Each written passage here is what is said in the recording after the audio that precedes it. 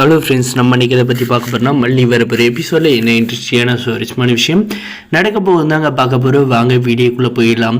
மல்லி சமைச்ச சாப்பாட்டில் பார்த்தீங்கன்னா உப்பள்ளி கொட்ட சொல்லி இந்த ராஜேஸ்வரியோட உத்தரவு பிறப்பிச்சிட்டாங்க. அந்த மகாராணியை எடுத்துகிட்டு கொட்டிட்டாங்க. இதுக்கப்புறம் என்ன நடக்க போகுதுன்னு தெரிஞ்சதுக்கு மறக்காது நம்ம சேனலில் சப்ஸ்கிரைப் பண்ணி வச்சவங்க. நம்முடைய விஜயோட ஃப்ரெண்ட்ஸ் எல்லாருமே வராங்க. விஜய் பார்த்தீங்கன்னா அவங்க எல்லாருமே வரவேற்று உட்கார வைக்கிறாரு. உட்கார வச்சது பார்த்தீங்கன்னா இந்த ராஜேஸ்வரி அந்த இடத்துல இருக்காங்க. நம்ம விஜய் பார்த்தீங்கன்னா அந்த ராஜேஸ்வரி இஸ் மை அக்கா அப்படின்ற மாதிரி பார்த்தீங்கன்னா இன்ட்ரடியூஸ் பண்ணி வைக்கிறாங்க. விஜய், உன்னுடைய அக்காவை எங்களுக்கு தெரியாதா, சின்ன வயசுலேருந்து தெரியும்ல அப்படின்ற மாதிரி சொல்கிறாங்க. அதுக்கப்புறம் நம்மளுடைய வெண்பா குட்டி பார்த்தீங்கன்னா டாடா அப்படின்னு சொல்லிட்டு ஓடி வராங்க. ஓடி வந்ததும் பார்த்தீங்கன்னா என்ன வெண்பா குட்டி எப்படி இருக்கு அப்படின்ற மாதிரி பார்த்தீங்கன்னா அவங்களுடைய விஜயோட ஃப்ரெண்ட்ஸ் கேட்குறாங்க. ஓ, நான் சூப்பராக இருக்கேன் அப்படின்ற மாதிரி நம்முடைய வெண்பா குட்டி சொன்னது பார்த்தீங்கன்னா விஜய் உங்களுடைய பொண்ணு துரு துருன்னு இருக்கா அப்படின்ற மாதிரி சொல்கிறாங்க. ஆமாம், அவள் எப்பவுமே அப்படி தான் அப்படின்ற மாதிரி சொல்கிறாங்க.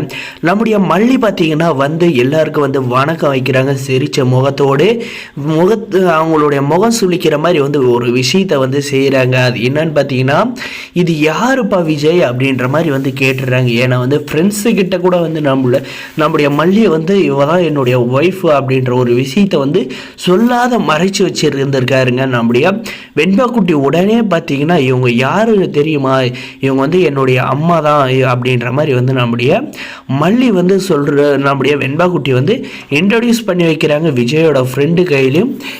அதே மாதிரி நம்முடைய விஜயோட முகம் பார்த்தீங்கன்னா ஒரு மாறிய மாறுது. நம்முடைய மல்லியும் பார்த்தீங்கன்னா சரி, விஜய் நம்ம கஷ்டப்படுத்தக்கூடாது, அவர் யார் என்னன்றதை சொல்ல வேண்டிய அவசியமும் இல்லை அப்படின்னு சொல்லிட்டு நம்முடைய மல்லி பார்த்தீங்கன்னா உடனே என்ன சொல்கிறாங்கன்னு பார்த்தீங்கன்னா, சரி விஜய் சார், இன்னைக்கு உங்களுக்கு பர்த்டே இல்லை, அதனால் உங்கள் அக்கா உங்களுக்கு சர்ப்ரைஸ் கொடுக்குற விதமாக விடிய காலையிலே எழுந்து கிச்சனுக்கு வந்தாங்க.